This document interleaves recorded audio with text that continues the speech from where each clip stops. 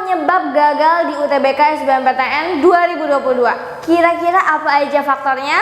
Yuk langsung aja kita bahas di video kali ini.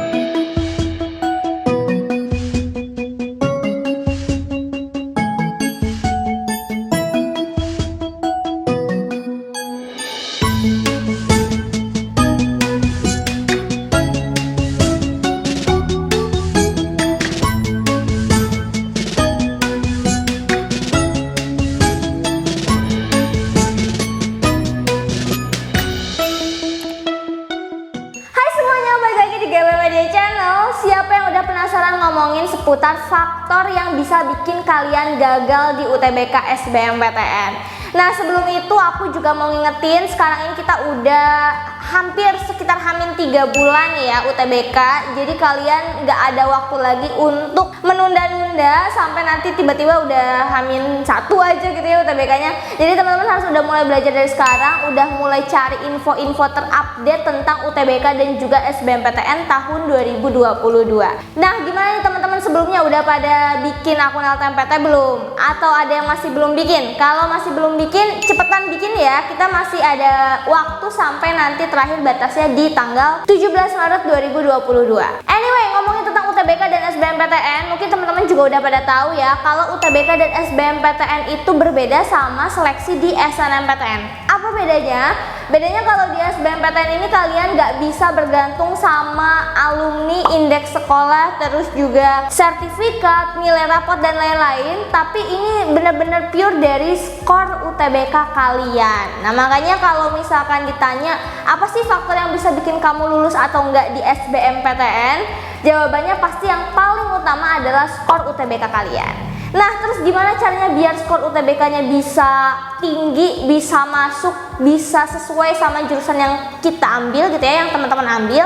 Ya berarti kita harus butuh latihan yang lebih sering lagi, lebih matang lagi persiapannya supaya nanti nggak nyesel gitu ya ketika UTBK berlangsung. Nah, apa aja yang bisa bikin kalian gagal di SBMPTN, faktor-faktor lainnya langsung aja kita bahas yuk, mulai dari faktor utama yang pertama. Oke teman-teman, faktor yang pertama ini mulai dari manajemen waktu yang kurang baik. Nah, tadi kita udah sempat bahas ya di awal, jangan nunda-nunda teman-teman ya, apalagi ini udah hamin 3, nanti nggak kerasa udah hamin 2 bulan, udah hamin 1 bulan gitu kan, terus kita masih belum belajar. Wah, jangan sampai ya, karena ini udah bener-bener persiapannya tuh kita sangat berkurang gitu ya waktunya. Kan beda ya sama teman-teman yang mungkin udah mulai belajar dari hamin 6 bulan gitu ya, atau udah belajar dari 1 tahun ke belakang ini, pasti persiapannya lebih matang dong dan pasti lebih siap juga untuk menghadapi UTBK nanti. Tapi kalau teman-teman yang misalnya kak aku mau belajarnya nungguin hasil SNMPTN aja, wah itu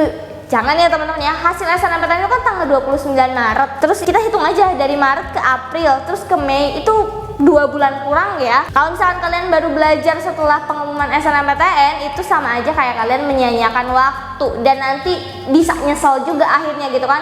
Kok aku belajarnya nggak lebih lama gitu ya, nanti kalau udah nggak lolos di SBMPTN malah nangis, sedih dan lain-lain gitu kan, jadi campur aduk perasaannya. Nah, daripada kayak gitu mendingan kita persiapin dari sekarang ya. Ini masih ada hamin 3 bulan. Kalau kalian bingung strategi belajar yang cocok untuk hamin 3 bulan UTBK tuh kayak gimana, kalian juga bisa cek video kita sebelumnya ya.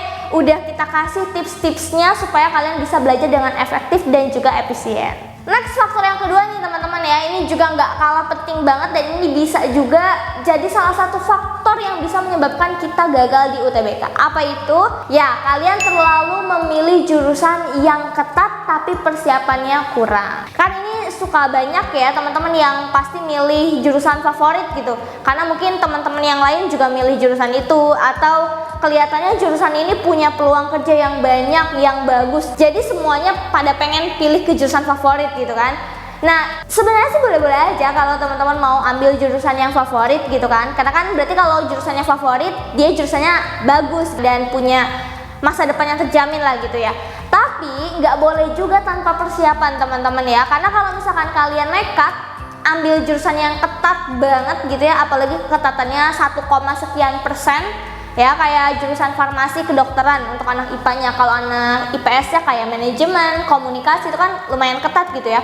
bukan lumayan lagi sih, ketat banget. Nah terus teman-teman ikut ujian di UTBK-nya tanpa persiapan. Nah itu sama aja kayak kalian mempersiapkan kegagalan juga. Ya makanya kalau misalkan mau ambil jurusan yang memang favorit, yang ketat banget, effort belajarnya juga harus 2 kali lipat atau 3 kali lipat bahkan ya dari teman-teman yang lain yang ambil jurusan yang mungkin nggak seketat jurusan kalian gitu.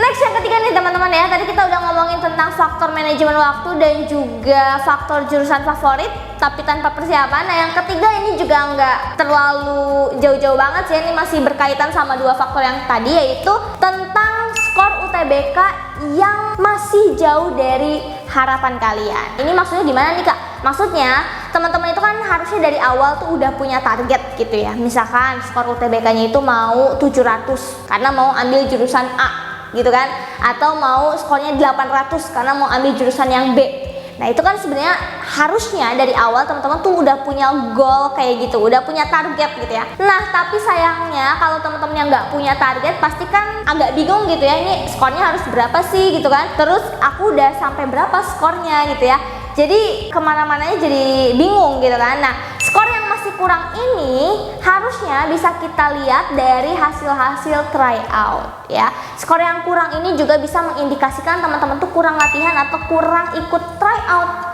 gitu. Kalau misalkan teman-teman sering ikut tryout pasti kan tahu ya, oh skor aku nih rata-ratanya segini, bisa nggak sih masuk jurusan ini? Oh ternyata masih kurang, berarti aku belajarnya ditambah lagi gitu kan. Tapi kalau kita sendiri nggak tahu skor kita berapa, nggak pernah ikutan tryout ya, cuman mungkin latihan-latihan soal atau mungkin latihan-latihan soal juga jarang, terus tiba-tiba nanti UTBK aja. Nah kita kan jadinya nggak tahu apakah skornya itu cukup di jurusan tersebut atau enggak. Jadinya juga itu bisa mengarah ke kegagalan. Banyak banget ya contoh-contoh kasus kayak gini. Pas kita tanya gitu ya, kenapa kamu nggak lolos di UTBK? Oh ternyata dia tuh jarang ikutan tryout dan dia nggak tahu ternyata skor dia itu terlalu rendah untuk jurusan yang dia ambil. Makanya penting banget ya teman-temannya untuk mengecek skor kalian dan juga mengecek skor jurusan. Terus kalian bandingin kira-kira butuh effort belajar tambahan lagi atau enggak. Next faktor yang keempat, masih ngomongin seputar skor UTBK. Nah yang keempat ini kalian kurang update terhadap informasi SBMPTN dan juga UTBK. Tadi kan kita udah ngomongin kan, skor untuk jurusan tuh kita harus tahu, terus skor kita juga harus tahu. Nah gimana caranya kita tahu skor UTBK itu berapa di jurusan tersebut? Pasti kan kita harus cari tahu dong, ya kan, informasi-informasi seputar jurusannya. Mulai dari jurusannya itu nanti mungkin belajarnya apa, untuk prospek kerjanya kayak gimana. Terus kalian juga perlu lihat data keketatannya di SBMPTN. Dimana kita bisa lihat data keketatan, kalian bisa cek di bit.ly/dt/SBMPTN, atau kalau kalian bingung kalian juga bisa cek di video kita sebelumnya ya untuk melihat daya tampung peminat dan juga keketatan di SBMPTN. Nah selain keketatan tadi, kalian barulah ngecek skor UTBK rata-ratanya, atau biasa kita sebutnya nilai nasional untuk UTBK ya. Kalau di SNMPTN kan ada NRM, nilai rataan minimum di rapat kalian kan. Nah kalau UTBK ini kita punya nilai nasional teman-teman ya. Jadi berapa sih skor rata-rata minimum untuk bisa lolos di jurusan tersebut? Kalau kalian bingung cari datanya di mana, kalian juga bisa cek di video-video kita. Kita udah beberapa upload gitu ya untuk video nilai nasional dari beberapa PTN favorit. Dan kalian bisa jadikan itu sebagai salah satu acuan atau patokan kalian di UTBK 2022. Nah kalau misalnya kalian udah update tentang info keketatannya, jurusannya, terus juga nilai nasionalnya, kan kalian jadi lebih prepare lagi kan. Oh ini nilainya segini, kira-kira aku belajarnya harus gimana ya. Terus kalian bisa ngukur tadi lewat tryout dan juga latihan soal lainnya. Berikutnya nih teman-teman, kita lanjut ke faktor yang kelima ya, yang bisa menyebabkan kita gagal di UTBK SBMPTN adalah tidak memperhatikan indeks sekolah di pemilihan jurusan ataupun PTN. Kenapa sih Kak kita masih ngomongin indeks sekolah? Sebenarnya ini agak beda sih ya indeks sekolahnya sama yang di SNMPTN. Kalau SNMPTN kan kita ngitung bener-bener jumlah alumninya ya yang diterima di SNMPTN. Terus juga untuk lihat nilai rapotnya ya kan. Nah kalau yang di sini indeks sekolahnya ini lebih kepada skor rata-rata UTBK siswa dari sekolah teman-teman yang diterima di PTN lewat jalur UTBK. Dimana kita bisa lihat rata-rata skornya, sebenarnya teman-teman bisa cek di LTMPT. Ada yang namanya sub menu untuk top 1000 sekolah ya. Nah di top 1000 sekolah itu ada data-data skor UTBK-nya teman-teman. Kemungkinan besar untuk sekolah-sekolah yang masuk top 1000 di situ ya, dengan skor UTBK-nya yang tinggi itu bisa punya peluang sedikit lebih besar daripada teman-teman yang tidak tidak masuk di top 1000 sekolah. Kenapa bisa lebih besar? Karena kan kalau misalkan udah masuk top 1000 artinya nilai kalian itu udah bisa bersaing dengan sekolah-sekolah yang lain. Jadi untuk peluang lolosnya juga bisa lebih besar. Jadi ini mau nggak mau nih tetap mempengaruhi gitu ya, sedikit demi sedikit. Nah, kesalahannya di SBMPTN adalah teman-teman tuh nggak memperhatikan itu. Misalnya nih, sekolahnya nggak masuk top 1000, tapi pengen masuk ITB misalnya. Ya itu kan berarti teman-teman udah punya bayangan dong, pasti saingannya itu sangat berat. Dan ujung-ujungnya balik lagi tetap ke skor UTBK kalian. Kalau kalian mau masuk ke ITB dengan sekolah yang nggak masuk top 1000, artinya skor kalian harus besar supaya bisa bersaing dengan teman-teman yang lain. Kalau misalkan kalian bukan dari top 1000 terus kalian mau ambil PTN yang sangat tinggi, jurusannya yang juga ketat, ya kalian persiapannya tuh harus dipertanyakan dulu ya kan, supaya nanti nggak nyesal juga di akhir. Oke, kalau misalkan mau lebih aman lagi, memang kalian bisa cek rata-rata skor dari sekolah kalian ya. Ini meskipun teman-teman gak masuk top 1000, tetap harus lihat gitu ya rata-rata skor UTBK-nya untuk siswa dari sekolah kalian, alumni sebelumnya itu berapa sih. Kalau misalkan skornya pada tinggi, berarti kan skor kalian juga ya harusnya lebih tinggi gitu kan, supaya peluang diterima di PTN-nya juga lebih besar. Next teman-teman, kita lanjut ke faktor yang ke-6.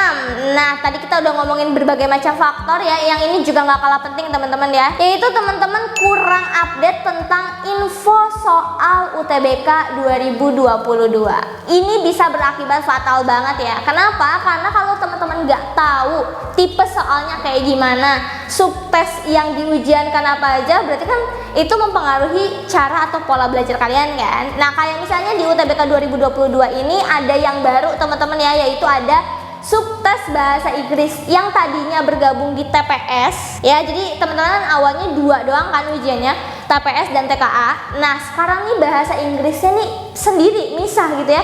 Jadi teman-teman ada 3 tes ya, ada tes TPS, bahasa Inggris dan juga TKA. Dan ini mempengaruhi skor kalian di akhir. Yang tadinya biasanya dibagi jadi 2 gitu kan skornya rata-ratanya, tapi kalau sekarang dibagi jadi 3. Nah itu kan berarti bahasa Inggrisnya jadi semakin diprioritaskan kan.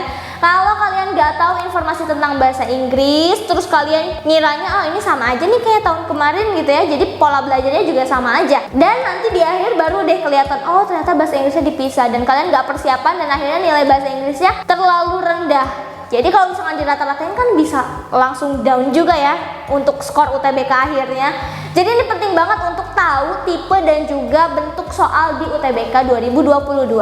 Termasuk kalau misalkan teman-teman yang kurang update banget nih, nggak tahu ternyata kalau UTBK ini ada soal sebab akibat, ada soal pilih jawaban 1 sampai 4. Kalau teman-teman nggak tahu itu kan berarti nanti nggak bisa cara jawabnya juga kan. Jadi bingung kan nanti pas di hari H misalnya, oh baru tahu ternyata tipe soalnya tuh kayak gini ya. Nanti nggak punya strategi lagi untuk ngejawab soalnya. Belum lagi nggak terbiasa dengan waktu yang dikasih. Kalau UTBK kan waktunya singkat banget ya.